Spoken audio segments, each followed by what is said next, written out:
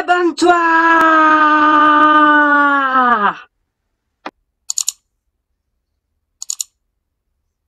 Salut les Poképotes, on se retrouve comme prévu pour ce deuxième coffret d'avant-première qu'on va s'ouvrir. Juste là, on va pas traîner, hein. Je veux dire, on est là pour découvrir toutes les cartes promotionnelles. Bon, toutes les cartes, si on a de la chance, on en aura 3 différentes. Et Hermison on aura la 4e, ça fait qu'on aura la collection des cartes promotionnelles de notre côté. Mais bon, je me fais pas trop d'idées hein, là-dessus. Et puis si on a également de la chance de choper des ultra rares. Voilà. Alors, on va se mettre ça là. Donc là. Et hey, on a une deuxième carte promotionnelle différente. Là, pour le coup, c'est un Luxray. Ça fait plaisir. Alors, le truc est déjà ouvert. C'est un peu dommage. En fait, il y aurait possibilité de recoller derrière et c'est vraiment dommage en fait. Bon, c'est pas trop grave. Après, peut-être qu'ils ont oublié, vous voyez, de mettre la carte à code. Et ils ont certainement ouvert derrière et ils ont foutu une carte à code à l'intérieur. Donc la carte à code, je vous la donne comme d'habitude à la fin de la vidéo. On va se sortir quelques sleeves en avance. Voilà. Et si je comprends bien, on a une énergie vélocité, on a Luxray. Je pense qu'on va peut-être avoir des cartes qui vont tourner autour des Pokémon électriques. Il se peut, hein. Allez, énergie vélocité, une Sonia, Nabil, Lixi, Luxio. Et c'est exactement ça. Ça tourne autour de Luxray, comme je l'avais imaginé. Plat. Et on a du Grimalin et Angoliath. Ok. Angoliath. Ouais. On va s'ouvrir là tout de suite nos 4 boosters. C'est pas beaucoup, mais au moins ça vous fait des vidéos courtes pour apprendre à découvrir de quoi sont constitués les coffrets d'avant-première. Comme je vous disais, si jamais vous n'avez pas vu la précédente vidéo, les coffrets d'avant-première sont des coffrets que vous achetez lorsque vous participez à des événements d'avant-première. Donc généralement, il y a très peu de place si vous avez la chance d'avoir une ligue Pokémon du côté de chez vous. Hop là, la petite carte à code. Et dans le cas où vous avez de la chance d'avoir une ligue Pokémon du côté de chez vous, souvent c'est l'équivalent d'une vingtaine de coffrets d'avant-première, donc une vingtaine de places de disponibles. Et ça peut être un peu la bagarre, et il faut s'y prendre des fois, peut-être un mois en avance, quelques semaines en avance en tout cas, pour avoir la chance de pouvoir participer à ces avant-premières.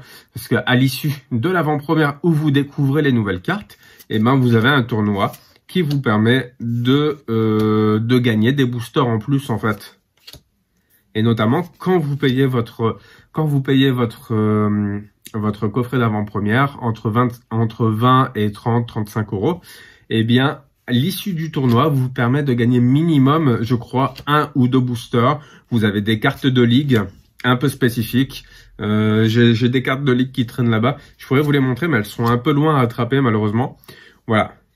Et les câbles et un petit Zamazenta. C'est toujours cool. J'ai toujours cet effet de découvrir Zamazenta ou Zacian qui me donne l'impression d'avoir trouvé une carte de dingue.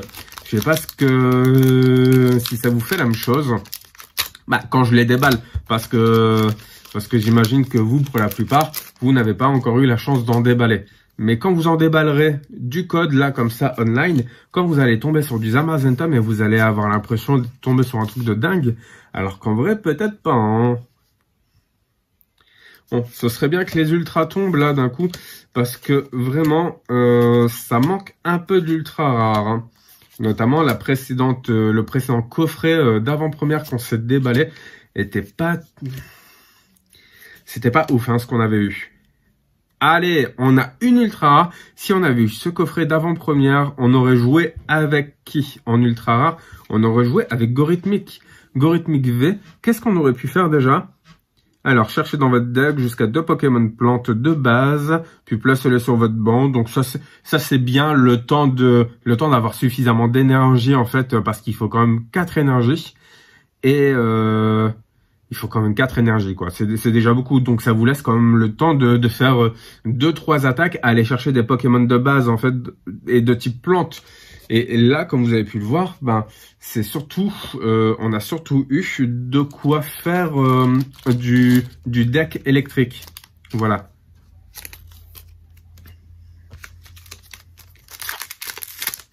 Et malheureusement, bah, les ultra rares, comme ça, quand ça tombe pour une avant-première, bah, on sait pas trop si c'est légitime de les jouer ou si c'est s'il vaut mieux les mettre de côté ou même échanger contre une autre ultra rare éventuellement. Les échanges sont permis, mais généralement ils seront permis à la fin de l'établissement des decks.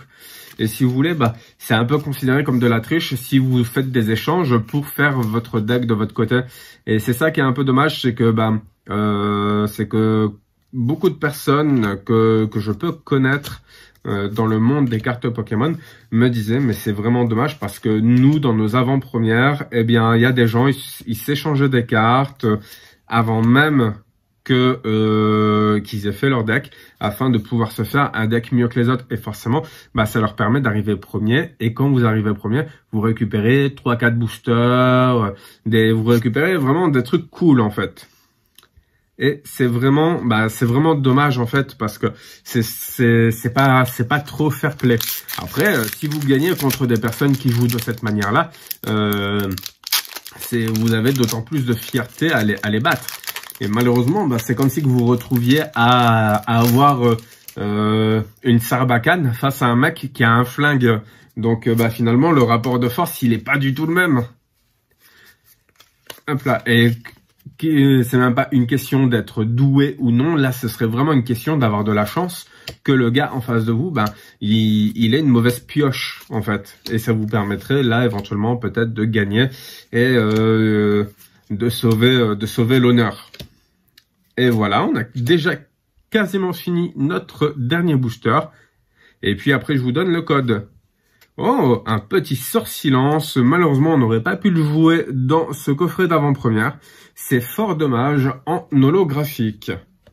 Donc là, on n'est pas si mal que ça. On a eu une ultra rare Gorithmic V que vous pouvez voir juste ici. On a eu un sort-silence, pardon, en holographique. On n'a malheureusement pas eu de Bibichute, ça fait qu'on n'aurait pas eu la capacité de pouvoir mettre Sort-Silence dans le deck. Voilà, bon, c'est pas trop grave. On va se mettre Gorithmic de côté, ça nous permettra de l'utiliser pour illustrer notre vidéo de comment découvrir, comment établir la rareté d'une carte Pokémon et également évaluer sa valeur et décrire cette carte en fait, le contenu qu'il y a sur la carte, voilà. Parce que malheureusement, j'ai eu des demandes, il y a des personnes qui sont un peu perdues en fait sur comment décrypter une carte Pokémon, comment établir une valeur, comment on sait de quelle rareté c'est. Et forcément, je vais vous dire ça dans 2 vidéos, c'est-à-dire la prochaine vidéo, on se fait le dernier coffret d'avant-première, voilà. Et puis après, on se fera une vidéo sur la rareté des cartes avant tout. Je vous remercie d'avoir visionné. J'espère que vous, de votre côté, vous avez eu plus de chance que moi avec les codes ou vos coffrets d'avant-première si vous avez pu en avoir. On se retrouve demain pour la prochaine vidéo, le dernier coffret d'avant-première. Et d'ici là, n'arrêtez pas de geeker. Allez, ciao!